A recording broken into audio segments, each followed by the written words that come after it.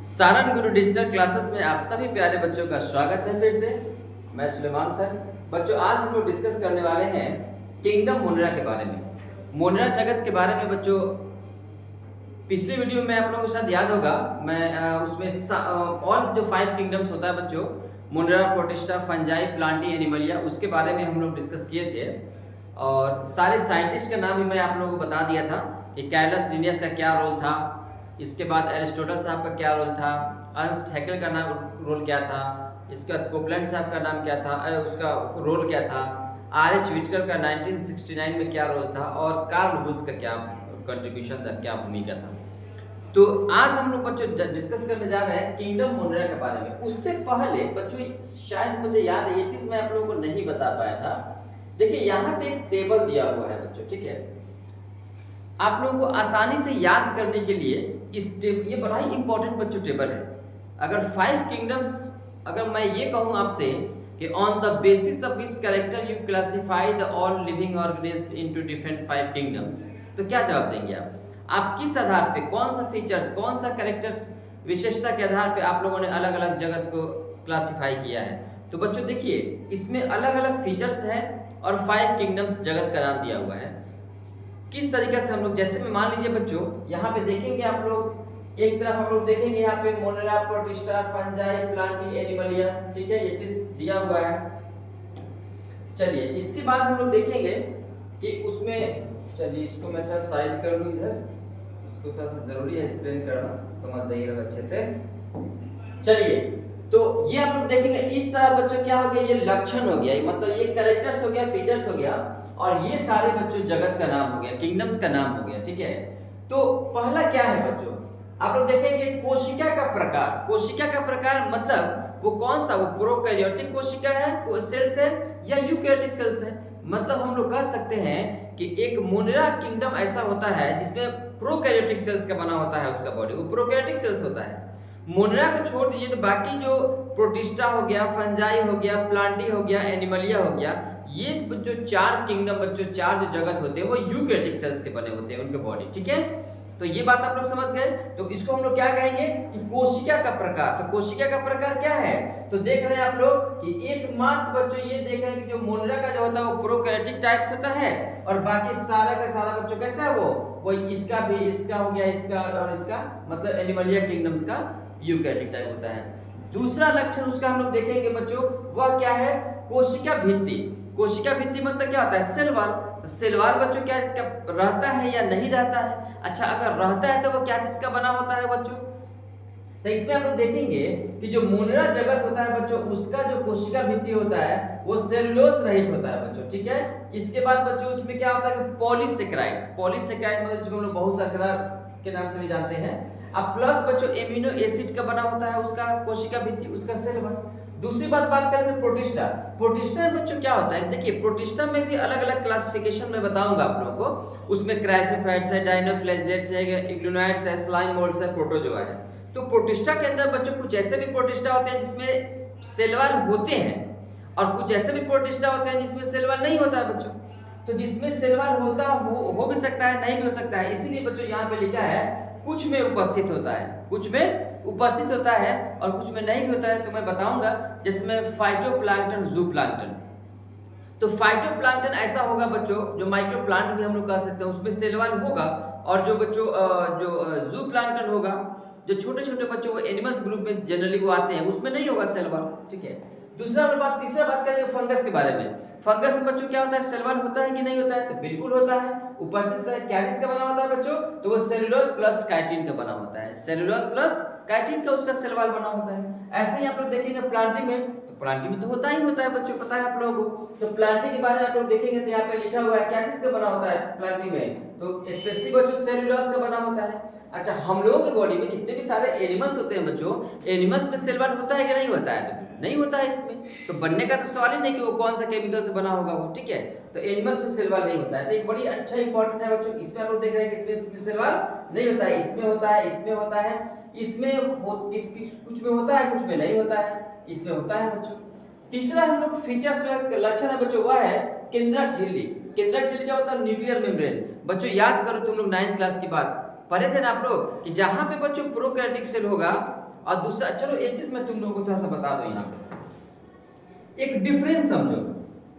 वो डिफरेंस क्या है? अच्छा रुको, फिगर में एक ड्रॉ मैं करूंगा, प्रोकैरियोटिक सेल और यूकैरियोटिक सेल में थोड़ा सा डिफरेंस क्या होता है वो मैं एक फिगर के माध्यम से मैं बताऊंगा आप लोगों को। उसको मैं पहले एक्सप्लेन कर ही दूं आप लोगों को, जस्ट 1 मिनट।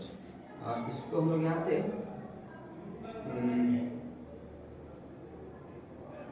कैसे ऐड होगा, चलो यहाँ पर पहले एक बात समझो, प्रोकैरियोटिक सेल में यूकैरियोटिक सेल में बच्चों क्या फर्क होता है।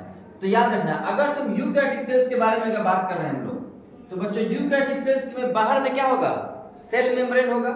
चलिए सेल मेम्ब्रेन के बाद बच्चों क्या होगा, सेल मेम्ब्रेन हो गया। इसके बाद उसके बीच में आप लोग देखेंगे बच्चों इस तरीका से डबल मेम्ब्रेनस, याद रखिएगा लोग, कितना मेम्ब्रेनस का, डबल मेम्ब्रेनस बच्चों क्या होगा, न्यूक्लियस होगा।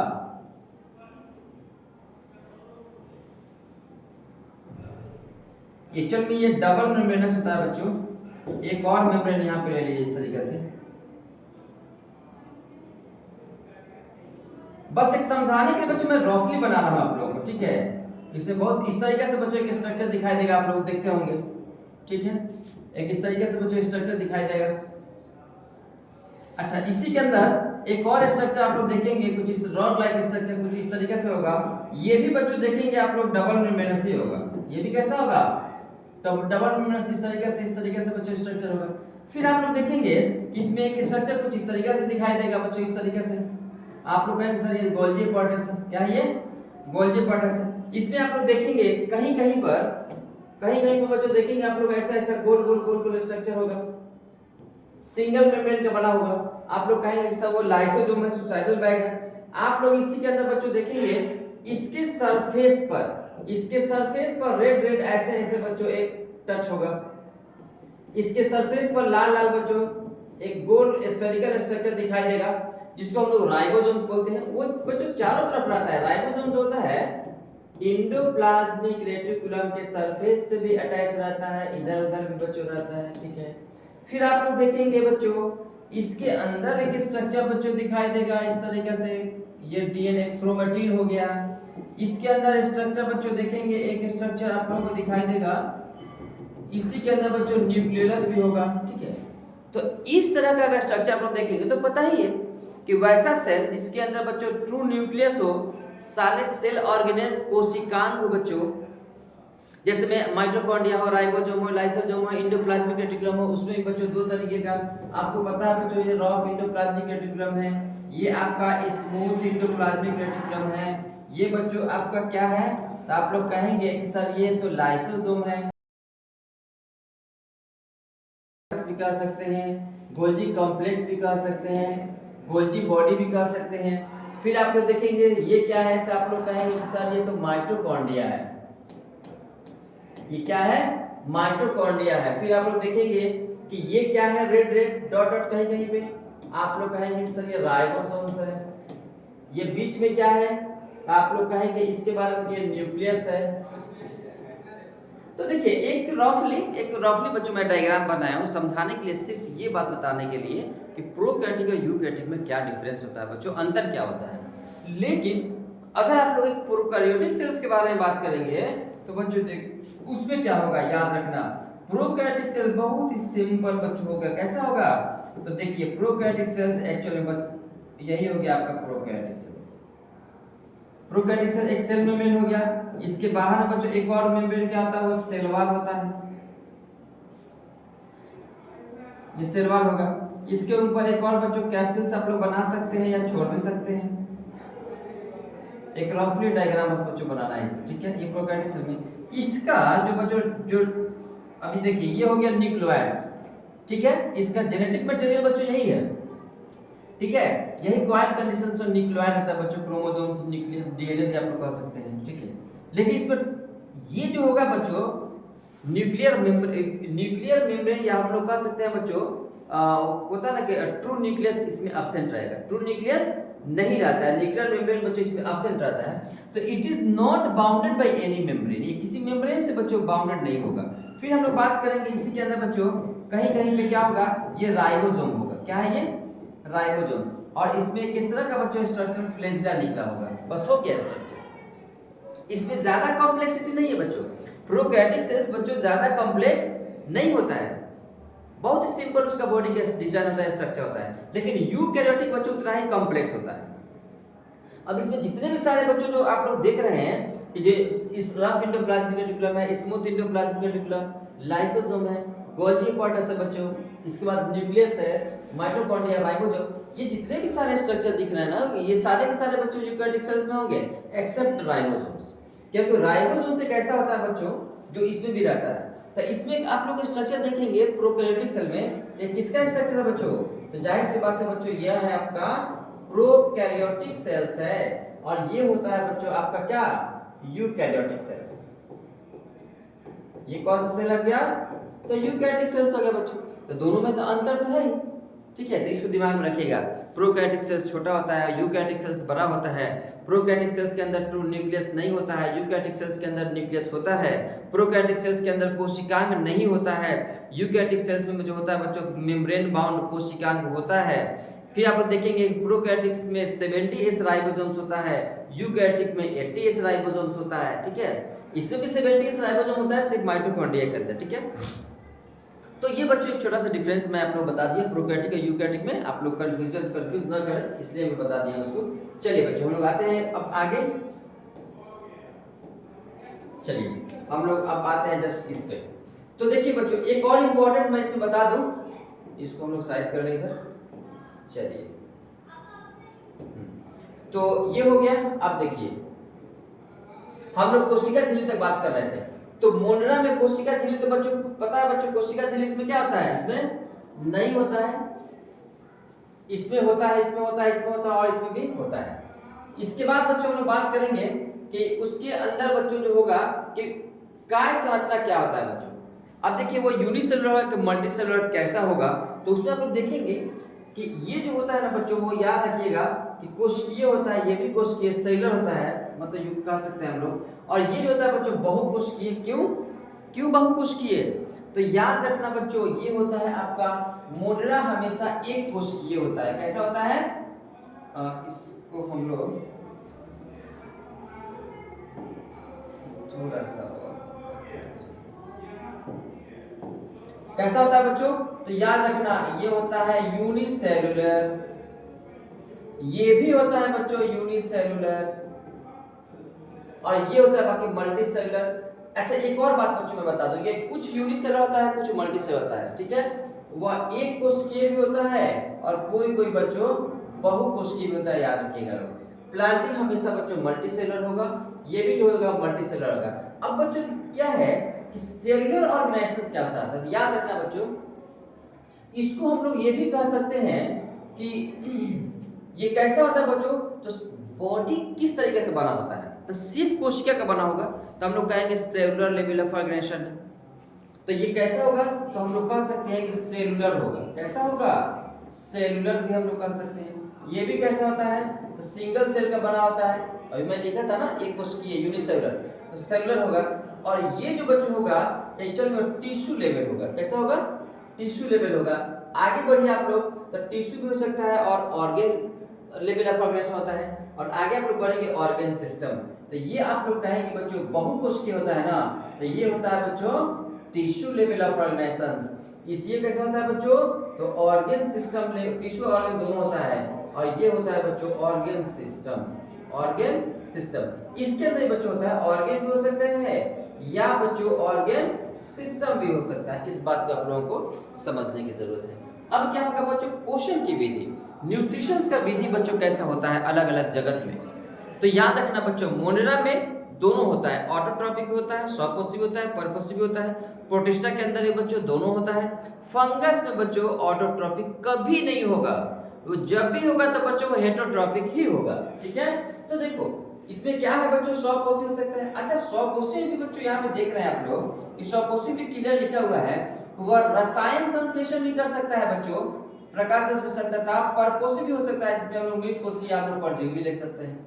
अच्छा प्रोटिस्टा कैसा होता है बच्चों, तो स्वपोषी होता है, लेकिन याद रखिएगा यहाँ पे क्या है, परपोषी भी तो लिखा हुआ है। तो मैं बताऊंगा कौन कौन सा बच्चों कैसे होगा, जो प्रोटिस्टा के बारे में डिस्कस करेंगे, एक्सप्लेन करूंगा मैं। बच्चों फंगस में आप लोग देख सकते हैं कि फंगस में हमेशा कैसा होता है, तो हमेशा बच्चों परपोसी होता है, मतलब हमेशा वो हेटेरोट्रॉपिक होगा वो, क्योंकि उसके अंदर क्लोरोफिल होगा ही नहीं, खुद से खाना वो बना ही नहीं सकता वो, ठीक है। तो इसलिए आप लोग देखेंगे हमेशा ये परपोसी होगा। प्लांटिक कैसा होगा, तो पता ही आप लोगों को बच्चों प्लांटिक जो होता है कैसा होता है, वो अपना प्रकाश संश्लेषण क्रिया के द्वारा अपना खाना खुद से बनाता है, तो इसलिए हम लोग स्वपोषी बोलेंगे। एनिमलिया, हम लोग अपने बारे में बात करेंगे बच्चों एनिमल्स के बारे में, तो उसमें कैसा होता है, तो जाहिर सी बात है बच्चों हम लोग खाना खुद से तो बना नहीं सकते हैं, ठीक है, इसीलिए हमेशा हम लोग हेटेरोट्रॉपिक होंगे। इसीलिए बच्चों देखो यहाँ पे लिखा हुआ है परपोषी। अच्छा बच्चों परपोषी तो होते ही हैं हम लोग एनिमलिया में सब में, उसमें बच्चों प्राणी संपोषी, आप लोगों को याद होगा बच्चों एक हम लोग बोलते हैं ना होलोजोइक, सेप्रोफाइटिक, पैरासिटिक, होलोजोइक, तो याद होगा आप लोगों को, ठीक है। और मृतपोषी बच्चों इत्यादि भी हो सकते हैं, मरे हुए चीज को भी, तो ये चीज को हम लोगों को ध्यान देना है। और सबसे लास्ट जो बच्चों फीचर्स होता है वह है प्रजनन की विधि। प्रजनन की विधि क्या है भाई, रिप्रोडक्शंस, मतलब रिप्रोडक्शन किस तरीके से होता है अलग अलग जगत में। तो बच्चों यहाँ पे अगर मोनरा के बारे में बात करेंगे तो मोनरा में जो बच्चों होता है वह मोनरा में अलग तरीके से प्रजनन होता है, किसके द्वारा, तो संयुग्मन के द्वारा बच्चों होता है। ये कैसा होता है बच्चों, तो युग्मक संलयन एवं संयुग्मन दोनों के द्वारा बच्चों होता है। देखिए अब ये आप लोग युग्मक संलयन का मतलब क्या होता है, गैमेट्स का फ्यूजन, आप लोगों ने पढ़ा होगा ना कि दो गैमेट्स का आपस में मिलना, दो युग्मक का आपस में मिलना, इसको फर्टिलाइजेशन हम लोग बोलते हैं, निषेचन, उसके द्वारा होता है बच्चों। प्रोटिस्टा के अंदर हो गया, फंजाई में कैसे होता है, तो इसमें फर्टिलाइजेशन के द्वारा बच्चों हो सकता है। अब ऐसा नहीं है कि सिर्फ और सिर्फ फर्टिलाइजेशन ही होगा बच्चों, आप लोगों ने देखा होगा ना कि सेक्सुअल रिप्रोडक्शन जो होता है ना, अलैंगिक जनन भी तो एक टाइप होता है, तो प्रजनन का ही टाइप होता है अलैंगिक जनन, जिसके अंदर बच्चों फिजन के द्वारा, बडिंग के द्वारा, फ्रेगमेंटेशन के द्वारा, रीजनरेशन के द्वारा, स्पोर फॉर्मेशन के द्वारा, बहुत सारे अलग अलग टाइप्स हैं, ठीक है, तो उसके द्वारा बच्चों। लेकिन जनरली निषेचन के द्वारा यहाँ पे लिखा है, निषेचन भी होता है, इसमें भी निषेचन होता है, लेकिन याद रखने की बात है हम लोगों को कि सिर्फ और सिर्फ निषेचन नहीं होता है, ठीक है, एनसीईआरटी लिख दिया है निषेचन, लेकिन कोई जरूरी थोड़े है कि उसके अंदर सिर्फ सेक्सुअल रिप्रोडक्शन ही होगा, ऐसा नहीं है। जैसे फंगस के अंदर बच्चों स्पोर फॉर्मेशन के द्वारा होता है, बहुत यूनिक उसका फीचर्स है, स्पोर के द्वारा बहुत सारे बच्चों प्रोडक्शन होता है फंगस का, ठीक है। तो चलिए ये बातें हो गई आप लोगों का, इसके बाद बच्चों हम लोग बात करेंगे। चलिए अब सीधे हम लोग आते हैं बच्चों किंगडम मोनेरा पे। चलिए लुक एट हियर, मोनेरा जगत। बच्चों मोनेरा जगत क्या है, अभी हम लोग थोड़ा देर पहले बात कर रहे थे कि इस दुनिया में जितने भी सारे बैक्टीरिया है सबको उठा के डाल दो, किसमें, मोनेरा में, क्योंकि मोनेरा के अंदर ही बच्चों तो बैक्टीरिया जीवाणु आते हैं, ठीक है। ये मोनेरा जो होते हैं बच्चों याद रखना, एक तो बैक्टीरिया के सारे ग्रुप इसके अंदर आ जाते हैं, दूसरी बात ये सभी जगह मौजूद रहते हैं बच्चों, सभी जगह। किताब कहता है आप लोगों का एनसीईआरटी या अदर किताबें, from bottom of the ocean to top of the glacier, समंदर के धरातल से बच्चों लेकर, बेस से लेकर आप ग्लेशियर के आप उसके टॉप पे चले जाइए बच्चों, वहां तक सभी जगह, इवन बच्चों inside the body of organism, हम लोग के बॉडी के अंदर भी बच्चों मौजूद रहता है अलग अलग जगह पे मोनेरा, अलग अलग टाइप्स का मोनेरा। किताब आपका कहता है कि if you take one handful of soil from the any places then you will find 100 of bacterias, मतलब इसको कहता है हिंदी में कि अगर कहीं से आप एक मुट्ठी मिट्टी उठाते हैं तो उसमें सैकड़ों बैक्टीरिया बच्चों मौजूद होगा, ठीक है। ये बातें हो गई। अब इसके बाद हम लोग बात करेंगे बच्चों, ये एक्सट्रीमली अलग अलग जगह पे तो रहता है, देखो एनसीईआरटी कितना खूबसूरत बच्चों बातें लिखा हुआ है, क्या कहता है कि सभी बैक्टीरिया क्या है बच्चों, इसके बारे में से यहाँ पे देखिए लोग,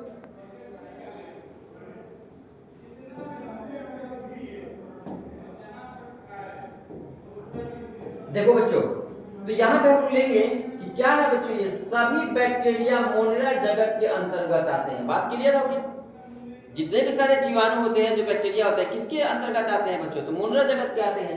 ये सूक्ष्म जीवों में सर्वाधिक संख्या में बच्चों होते हैं और लगभग सभी स्थानों पर पाए जाते हैं बच्चों। सबसे ज्यादा जो माइक्रो ऑर्गेनिज्म होता है ना बच्चों, सूक्ष्म जीव सबसे ज्यादा मात्रा में, सबसे प्रचुर मात्रा में, अगर एबंडेंट मात्रा में रहता है तो बच्चों वह बैक्टीरिया होता है बच्चों। और क्या बच्चों यहाँ पे लिख रहा है, यहाँ पे देख रहे हैं आप लोग कि लगभग सभी स्थानों पर पाए जाते हैं, सभी स्थानों पर पाए जाते हैं। मुट्ठी भर मिट्टी में सैकड़ों प्रकार के बैक्टीरिया आप देख सकते हैं आसानी से। ये गर्म जल के झरनों हो गया, मरुस्थल, बर्फ, गहरे समंदर जैसे विषम प्रतिकूल वास स्थानों जहाँ दूसरे जीव मुश्किल से ही बच्चों जीवित रह पाते हैं, क्या समझे। ये ऑलमोस्ट सभी जगह, उस जगह पर भी बच्चों बैक्टीरिया मौजूद रहता है, उस जगह पर भी मोनेरा रहता है जहां पर दूसरे ऑर्गेनिज्म, दूसरे जीव जंतु सर्वाइव नहीं कर पाएंगे, दूसरे जीव जंतु बच्चों वहां जिंदा नहीं रह सकते हैं, वहां भी बच्चों ये मौजूद रहता है। ठीक है, इसके बाद हम लोग बात करेंगे कई बैक्टीरिया तो अन्य जीवों पर या उनके भीतर परजीवी के रूप में भी रहते हैं। इनफैक्ट बच्चों हम लोग बात करेंगे अपने बारे में, तो ये मत समझिए कि बैक्टीरिया कहीं बहुत सारे लिविंग ऑर्गेनिज्म के बॉडी के सरफेस पर या बॉडी के अंदर भी है। क्या हम लोग बॉडी के अंदर बैक्टीरिया नहीं है? डेफिनेटली है बच्चों। ई कोलाई बैक्टीरिया, जिसको हिस्टेरिया कोलाई बोलते हैं। हम लोग के पेट में भी तो है, इंटेस्टाइन में भी तो बच्चों बैक्टीरिया है, जीवाणु है। ये सभी जगह होता है बच्चों। हमारे बॉडी के अपर सरफेस पे आप लोग देखे होंगे कि कभी डिजीज वगैरह, स्किन डिसऑर्डर हम लोग को होता है, एक्ने हो जाता है, जो पिंपल्स वगैरह निकलता है, ये सब बच्चों क्या है? बैक्टीरियल डिजीज है। तो बॉडी के आउटर सरफेस पे भी रह सकता है अदर एनिमल्स के, और बॉडी के इनसाइड भी रह सकता है बच्चों। इस बात पे भी ध्यान देना है आप लोग। इसके बाद हम लोग बात करेंगे कि देखिए बैक्टीरिया का एक यहाँ पे मैं रफली एक डायग्राम में बना दिया हूँ, जो आप लोग देख लेंगे। किताब में आप लोगों का एनसीईआरटी फिगर नहीं दिया हुआ है, लेकिन यहाँ पे मैं एक बता दिया हूँ कैसा होगा। तो याद रखना प्रोकैरियोटिक सेल्स का बना होगा ये। अभी थोड़ा देर पहले मैं डिस्कस कर रहा था। एक रफली डायग्राम में बैक्टीरिया के अंदर क्या होगा बच्चों, तो बाहर में उसका सेल मेम्ब्रेन होगा, सेल वॉल होगा, एक कैप्सूल्स का बना होगा बच्चों, एक लेयर होगा। ठीक है, इसके बाद उसमें फ्लैजेलम होगा बच्चों, ये फ्लैजेलम होगा।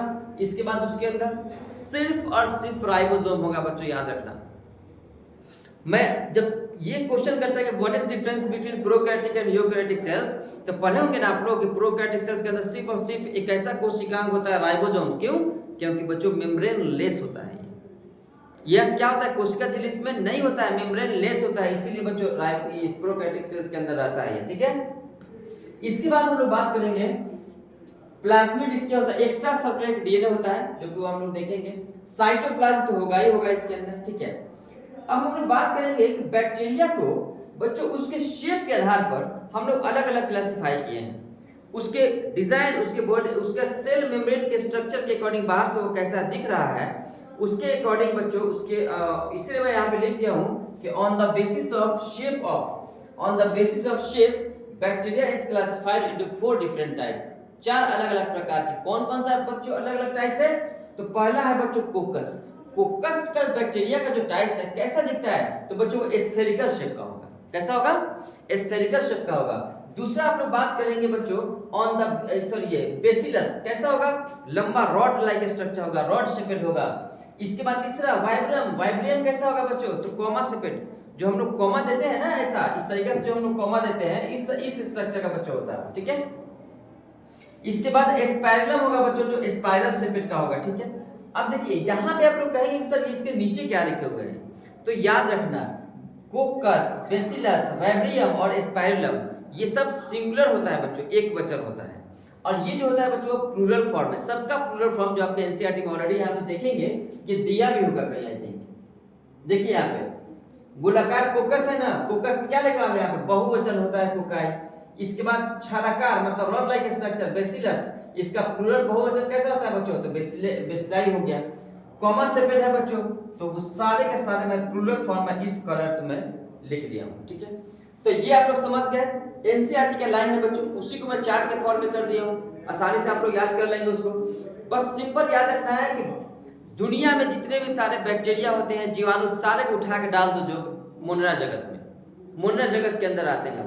दूसरा बात याद रखना है कि ये सभी जगह मौजूद रहते हैं। एक बस लाइन याद रखना है कि from bottom of the ocean to top of the glacier, समंदर के गहराई से लेकर सब जगह, बॉडी इन एनिमल्स के बॉडी के अंदर भी रहता है, बाहर भी रहता है, सभी जगह।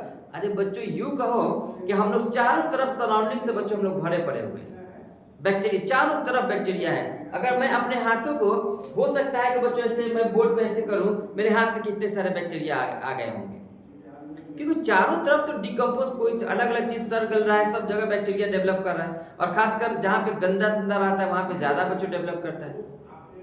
ठीक है, अरे यही तो कारण है बच्चों आज के डेट में इतनी सारी बीमारियां होता है। टाइफाइड हो गया बैक्टीरिया से, निमोनिया हो गया बैक्टीरिया से, कॉलरा हो गया बच्चों बैक्टीरिया से, ठीक है, टेटनस की बीमारी हो गया बच्चों बैक्टीरिया से, एक्ने हो गया बैक्टीरिया से। तो कई तरह के बच्चों ऐसे बीमारियां हैं, डिजीज है बच्चों जो बैक्टीरिया से होता है हम लोगों की बॉडी के अंदर। ठीक है, चलिए ये बातें हो गई। तो ये शेप भी बच्चों यहाँ पे दिया हुआ है। आगे हम लोग बात करेंगे, आगे बढ़ते हैं। अब देखो बच्चों ये लाइन तो हो गया शेप। अब यहाँ पे कह रहे हैं कि संरचना में बैक्टीरिया अत्यंत सरल प्रतीत होता है, परंतु इनका व्यवहार अत्यंत जटिल होता है। इस बात को थोड़ा समझिए बच्चों, ये मत समझो कि बैक्टीरिया बड़ा ही सिंपल दिखता है। अरे सिंपल बच्चों दिखने में सिर्फ है, लेकिन उसका काम बड़ा जटिल है बच्चों। ऐसा ऐसा बीमारी कहता है कि लोगों का बस लास्ट स्टेज तक राम नाम सब तय कराता है। तो ये मत समझिएगा तो यूनिसेल एक सिंगल सेल्स का बना होता है, वो भी यूकैरियोटिक नहीं प्रोकैरियोटिक सेल्स का। बच्चों पता है इसको हम लोग फर्स्ट सेल के नाम से भी जानते हैं। हम लोग ट्रू सेल्स और फर्स्ट सेल जो होता है, तो प्रोकैरियोटिक को हम लोग फर्स्ट सेल बोलते हैं और यूकैरियोटिक को हम लोग ट्रू सेल्स के नाम से जानते हैं। ठीक है, तो देखो कहता है कि इसका संरचना जितना ही सरल होता है, उनका व्यवहार जो होता है, उसका बिहेवियर उतना ही कॉम्प्लेक्स होता है बच्चों बैक्टीरिया का। कह रहा है कि अब यहाँ पे इसमें देखेंगे उपापचय क्रिया मेटाबॉलिज्म के नाम सुने होंगे की दृष्टि से अन्य जीवधारियों की तुलना में बैक्टीरिया में बहुत अधिक विविधता बच्चों पाई जाती है, डाइवर्सिटी डिफरेंसेस। उदाहरण स्वरूप करेंगे वे अपना भोजन अकार्बनिक पदार्थ से संश्लेषित कर सकते हैं। ये प्रकाश संश्लेषित स्वपोषित तथा रसायन संश्लेषित स्वपोषित दोनों तरह के होते हैं। इसीलिए तो याद है थोड़ा देर पहले जो मैं टेबल के बारे में बता रहा था, तो टेबल में आप लोग नहीं देखे थे? कौन सा अभी इससे पहले जो मैं टेबल दिखा रहा था कि मोनेरा में क्या था, नीचे में पोषण में न्यूट्रिशन में कि ऑटोट्रॉपिक और हेटरोट्रॉपिक दोनों होता है बच्चों।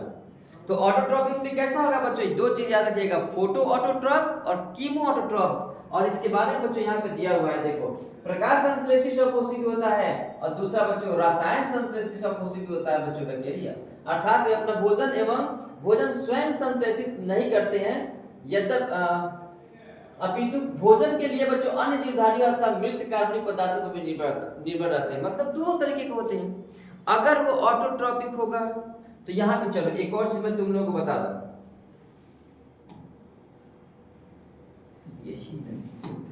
चलो अगर हम लोग बात करेंगे बच्चों कि ये जो बैक्टीरिया होता है, बैक्टीरिया का अगर हम लोग बात करेंगे मोड ऑफ न्यूट्रिशन, क्या बच्चों, तो यहाँ पे देखो अगर हम लोग इसके मोड ऑफ न्यूट्रिशन के बारे में बात करेंगे तो क्या होगा, तो याद रखना मोड ऑफ न्यूट्रिशन दोनों टाइप्स का होगा। यह कैसा होता है बच्चों, ऑटोट्रॉपिक भी हो सकता है और दूसरा बच्चों हेट्रोट्रॉपिक भी हो सकता है। और ये भी याद रखने की बात है कि अगर ऑटोट्रॉपिक होगा तो बच्चों दो तरीके का होगा, एक होगा फोटो ऑटोट्रॉप्स, फोटो ऑटोट्रॉप भी हो सकता है और केमो ऑटोट्रॉप भी हो सकता है बच्चों।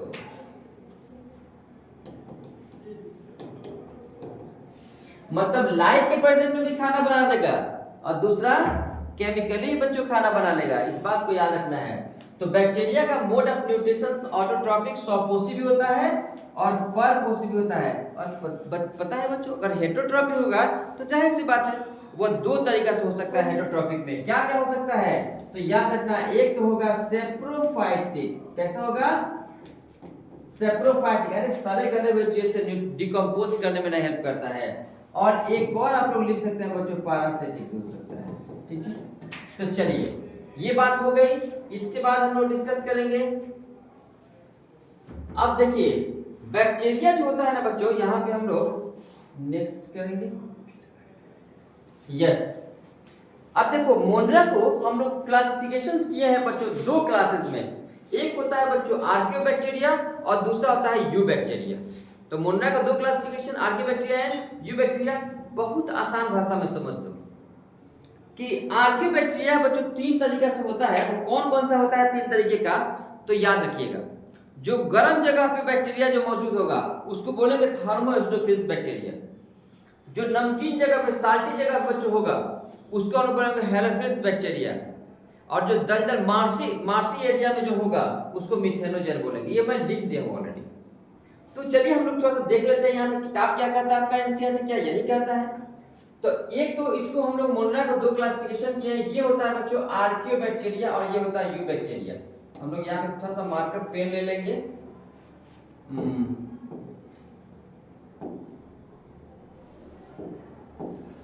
तो इसका नाम बच्चों क्या है, इसी को हम लोग आर्कियोबैक्टीरिया कहते हैं और दूसरा इसको हम लोग कहते हैं यूबैक्टीरिया। अब देखिए हम लोग देखेंगे यहाँ पे कारण ये विशिष्ट प्रकार के बच्चों बैक्टीरिया होते हैं कि स्पेशल टाइप्स का बच्चों ये बैक्टीरिया होता है। ये बैक्टीरिया अत्यंत कठिन वास स्थानों जैसे अत्यंत लवणीय क्षेत्र, कैसा अत्यंत लवणीय क्षेत्र जैसे में बच्चों हेलोफिल्स हो गया, गर्म झरना थर्मोएस्टोफिल्स हो गया, एक तो ये हो गया हेलोफिल्स, थर्मोएस्टोफिल्स हो गया, एवं कप क्षेत्रों में मिथेनोजेन हो गया में पाए जाते हैं। इसको मैं यहाँ पे लिख दिया बच्चों। क्लासिफिकेशन ऑफ मोनरा में दो चीज लिए हैं, archaebacteria and eubacteria. Archaebacteria के बारे में बच्चों मैं यहाँ पे लिख दिया हूँ। हेलोफिल्स कहाँ पे रहेगा, तो एक्सट्रीमली साल्टी एरिया में रहेगा। थर्मोएस्टोफिल्स जो टाइप्स का जो बैक्टीरिया होगा कहाँ होगा, तो हॉट स्प्रिंग गर्म झरनों में होगा। इसके बाद जो मिथेनोजेन कैसा होगा, तो वो मार्सी एरिया में होगा। अब क्या कहता है किताब, कह रहा कि आर्क बैक्टीरिया मतलब जो आर्के बैक्टीरिया होता है तथा अन्य बैक्टीरिया की कोशिका भित्ति का संरचना एक दूसरे से बच्चों भिन्न होता है। तो देखो बैक्टीरिया तो इस दुनिया में बच्चों बहुत ज्यादा, मैं क्या बोला था कि सबसे ज्यादा मात्रा में इस पृथ्वी पर इस सराउंडिंग में एटमॉस्फेयर में पाए जाने वाला अगर कुछ है तो वो बैक्टीरिया है बच्चों। तो सबसे ज्यादा, तो अगर हम लोग आर्कियो बैक्टीरिया को एक तरफ करें और अदर बैक्टीरिया को हम लोग एक तरफ करें तो उसके सेल वाल के जो कंपोजिशन होगा, जो मॉडिफिकेशन होगा बच्चों, वो थोड़ा सा डिफरेंट होगा इसका। तो कहता है ये कि आर्कियो बैक्टीरिया तथा अन्य बैक्टीरिया की कोशिका भित्ति का संरचना एक दूसरे से बच्चों भिन्न होता है, अलग होता है। और यही कारण है बच्चों, यही वो स्पेशल कैरेक्टर, स्पेशल फीचर्स है कि आर्कियो बैक्टीरिया का सेल वॉल इतना स्पेशल टाइप का बना होता है, वो एडवर्स कंडीशंस में बच्चों, हम लोग बोलते हैं ना एक वातावरण, उसको हिंदी में क्या बोलते हैं, एक होता है ना फेवरेबल कंडीशन, एक होता है अनफेवरेबल कंडीशंस। तो अनफेवरेबल कंडीशन में बच्चों वो जी सकता है, वो सर्वाइव कर सकता है, गर्म जगह पर जिंदा रह जाएगा। लेकिन बच्चों बहुत सारे बैक्टीरिया, एक बात बताइए, आप दूध को उबालते हैं, दूध में बहुत सारे बैक्टीरिया है बच्चों, उसी में उबाल के गर्म होने की वजह से बच्चों क्या होता है, डेथ कर जाएगा वो। फ्रीज में हम लोग खाना पीना कोई चीज को रखते हैं, देखते हैं ज्यादा ठंडा जगह फ्रिज में रखते हैं तो खाना खराब नहीं होता है, बैक्टीरिया ग्रो नहीं करता है। लेकिन ऐसा नहीं है, कुछ ऐसे ही बच्चों बैक्टीरिया है जो गर्म जगह पे ही वो ग्रो करते हैं। तो देखो क्या लिखा हुआ है यहाँ पे कि यही लक्षण उन्हें प्रतिकूल अवस्थाओं में बच्चों जीवित रखने के लिए उत्तरदायी होता है। मिथेनोजेन अनेक रूमिनेंट एनिमल्स बच्चों, ये जो होता है ना, याद रखिएगा कहाँ रहता है ये, तो एक काम कीजिए यहाँ पे लिख लीजिए, इन रूमिनेंट एनिमल्स। अरे पगड़ी करने वाला जानवर, अरे गाय भैंस जो पगड़ी करता है ना, उसके पेट में बच्चों रहता है मिथेनो बैक्टीरिया। तो कहता है कि मिथेनोजेन अनेक रूमिनेंट पशु जैसे गाय और भैंस के आंत में पाए जाते हैं तथा उनके गोबर में मीथेन गैस का उत्पादन करते हैं। आप लोग 12th क्लास में बच्चों पढ़ेंगे गोबर गैस, मीथेन गैस या बायोगैस, एक टॉपिक है बच्चों 10वां नंबर चैप्टर में, माइक्रोब्स इन ह्यूमन वेलफेयर में, ठीक है। तो वहां हम लोग बात करेंगे। तो एक्चुअल में जो गोबर गैस जो हम लोग बनाते हैं ना, मीथेन गैस, एक्चुअल में इसी बैक्टीरिया की वजह से बच्चों याद रखना, अगर ये बैक्टीरिया ना रहे मिथेनोजेन तो बच्चों गोबर गैस नहीं बनेगा, बायोगैस नहीं बन सकता है। तो ये आर्कियो बैक्टीरिया के टाइप्स में आता है वो, ठीक है। चलिए अब हम लोग आते हैं बच्चों यू बैक्टीरिया के बारे में कि यू बैक्टीरिया आर्कियो बैक्टीरिया से डिफरेंट, अलग कैसे है बच्चों। मैं इसको खत्म ही करता हूँ, मोनरा टॉपिक एक बार आप लोग देखेंगे तो एक ही बार क्लियर हो जाएगा। फिर मैं नेक्स्ट वीडियो बनाऊंगा वो स्पेशल सिर्फ और सिर्फ प्रोटिस्टा का होगा, ठीक है। फिर नेक्स्ट वीडियो होगा सिर्फ और सिर्फ फंजाई का होगा, ज्यादा कॉम्प्लेक्स करने की जरूरत नहीं है हम लोग, ठीक है। तो ये हो गया। अब हम लोग थोड़ा सा यूकैरियोटिक बैक्टीरिया के बारे में डिस्कस कर लेते हैं, ठीक है। चलिए यू बैक्टीरिया की खासियत क्या है बच्चों, इसकी खासियत क्या है, तो देखो करके हजारों यू बैक्टीरिया अथवा बच्चों वास्तविक बैक्टीरिया, इसको हम लोग क्या बोलते हैं, ट्रू बैक्टीरिया के नाम से बच्चों जानते हैं, इसको याद रखना आप लोग। क्या कहते हैं हम लोग, इसी को हम लोग वास्तविक बैक्टीरिया, ट्रू बैक्टीरिया के नाम से बच्चों लोग जानते हैं। अतः की पहचान एक कठोर कोशिका भित्ति रहता है इसके अंदर, एवं एक बच्चों कशाप मतलब चल बैक्टीरिया उसको बोलते हैं, मोटाई के द्वारा बच्चों उसके अंदर प्रेजेंट रहता है। सियानो बैक्टीरिया, पता है बच्चों सियानो बैक्टीरिया आप लोग सुने होंगे पहली बार 9th क्लास में, उसको बोलते हैं हम लोग ब्लू ग्रीन अलगी।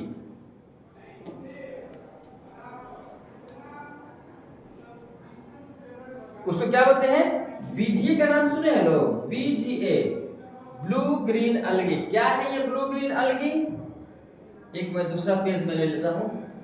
चलिए ये ब्लू ग्रीन अलगी क्या है बच्चों, तो देखिए ब्लू ग्रीन अलगी यहाँ पे आप लोग देख सकते हैं, यहाँ पे लिखा भी होगा नीला हरित सवाल। जनरली बच्चों ये धान के खेतों में ज्यादा रहता है ब्लू ग्रीन अलगी। इसमें कंफ्यूजन ना साइंटिस्ट लोगों को, इसको हम लोग बैक्टीरिया में रखें कि अलगी में रखें, ब्लू ग्रीन अलगी। तो अलगी तो बच्चों पता है आप लोगों को प्लांट होता है, पौधा होता है वो थैलोफाइटा, और उसमें बैक्टीरिया भी लगा हुआ है। अब बैक्टीरिया कैसा होता है, वो तो मोनरा होता है वो, तो कंफ्यूजन वाली बात थी ये। तो देखिए बच्चों, तो ब्लू ग्रीन अलगी में भी आप कहते हैं इसको, या उसी को सियानोबैक्टीरिया बोलते हैं। तो यहाँ पे देखिए एक बात कि BGA इसी को हम लोग बोलते हैं ब्लू ग्रीन अलगी। बच्चों इसी का दूसरा नाम होता है सियानोबैक्टीरिया। सियानोबैक्टीरिया के नाम से बच्चों हम लोग जानते हैं। अब क्या कहता है, जरा ध्यान दीजिए।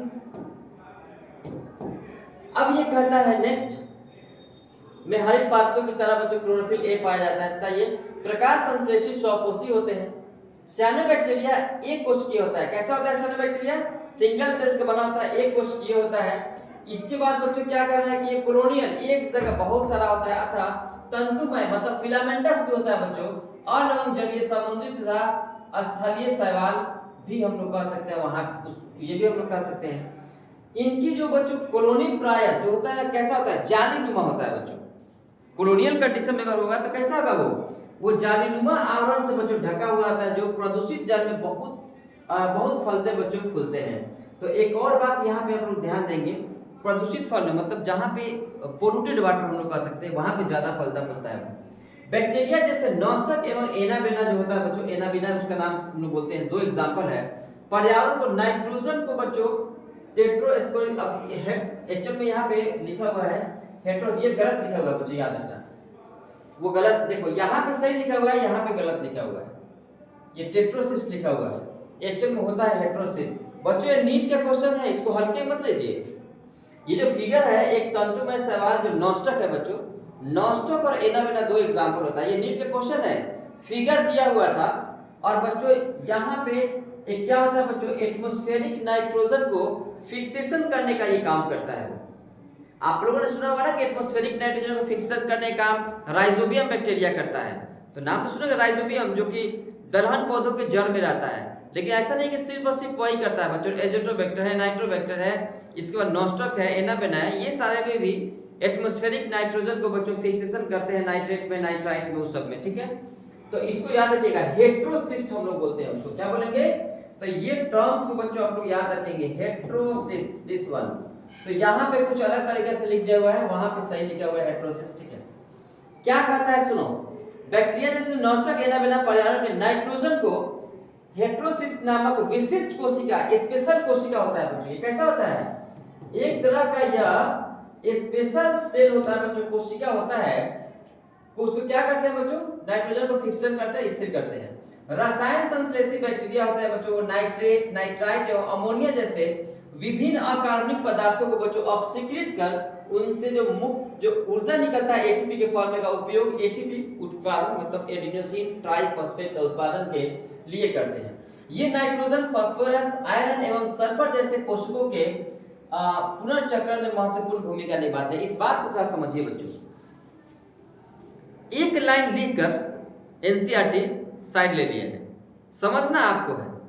छोटे में इसको इस क्या कर रहा है यहाँ पे कि जितने भी ये जो बैक्टीरिया होते हैं बच्चों, nitrogen cycle, phosphorus cycle, iron, sulphur पोषकों का पुनर्चक्रण, मतलब क्या नाइन्थ में आप लोगों ने सुना होगा कार्बन साइकिल होता है, हाइड्रोजन कार्बन साइकिल है, इसके बाद फास्फोरस साइकिल है, इसके बाद बच्चों आपका सल्फर साइकिल है। ठीक है, इसके बाद आपका वाटर साइकिल बच्चों होता है। तो ये जो अलग अलग जो साइकिल होता है बच्चों, ये कैसे होता है एक्चुअल में आगे भी आप लोग पढ़ेंगे। ठीक है, लेकिन यहाँ पे इतना ही जान लीजिए थोड़ा सा कि डिकम्पोज करके बच्चों गैसेस का रिसाइक्लिंग करने का काम बच्चों बैक्टीरिया हमेशा करते रहता है। वो अब इस पे डिस्कस करेंगे तो फिर 1 घंटा से ज्यादा लग जाएगा, तो खैर उसके बारे में डिस्कस यहाँ पे नहीं करना है ज्यादा। चलिए आगे हम लोग बात करेंगे परपोषी जो बैक्टीरिया होते हैं बच्चों।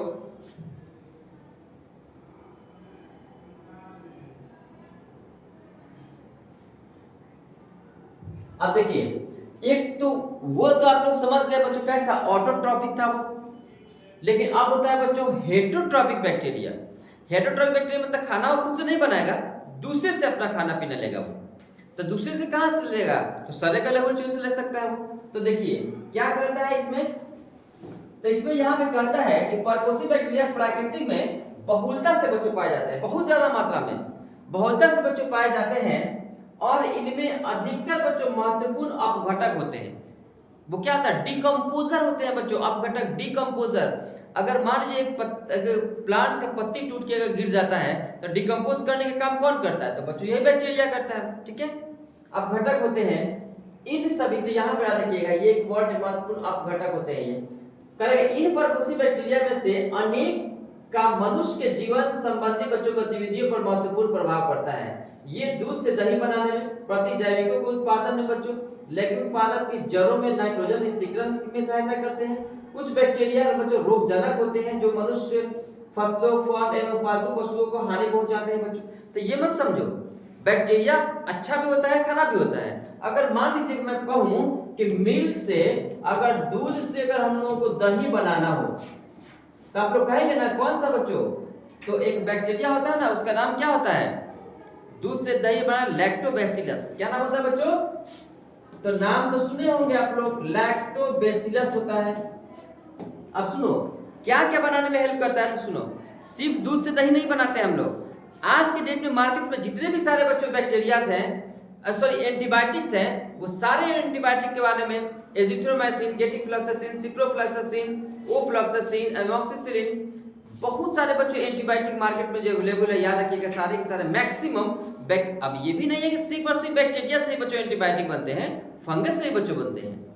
लेकिन यहाँ पे देखिए क्या कह रहा है कि दूध से दही बनाना, प्रतिजैविक का मतलब होता है बच्चों एंटीबायोटिक्स। क्या होता है? एंटीबायोटिक के उत्पादन में। इसके बाद दलहन पौधे में बच्चों नाइट्रोजन को फिक्सेशन करने का काम कौन सा बैक्टीरिया?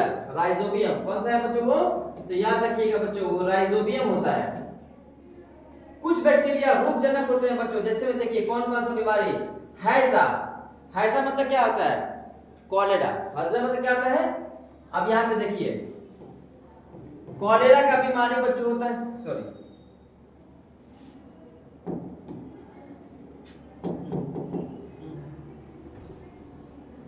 कौन सा बीमारी कह रहा है बच्चों? तो कॉलेरा का बीमारी होता है। अब अगर मैं आप लोग ये पूछे कौन सा बैक्टीरिया, तो उसका नाम होता है वाइब्रियो कॉलेरा। दूसरा बीमारी क्या है बच्चों? टाइफाइड। टाइफाइड कौन सा बैक्टीरिया से होता है? तो उसका नाम होता है बच्चों साल्मोनेला टाइफी। ठीक है। टेटनस, टेटनस कौन सा बैक्टीरिया से होता है बच्चों? होता है Clostridium tetani.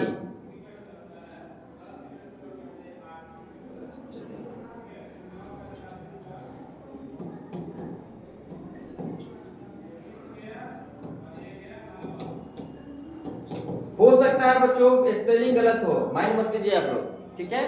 Clostridium tetani bacteria से। ऐसे ही बच्चों साइटस कैंकर है, जैसे कई तरह का बच्चों बीमारियां जो होता है वो प्लांट्स में भी होता है, एनिमल्स में होता है, ह्यूमंस में भी होता है, अलग अलग बच्चों लिविंग ऑर्गेनिज्म बच्चों होते रहता है, ठीक है।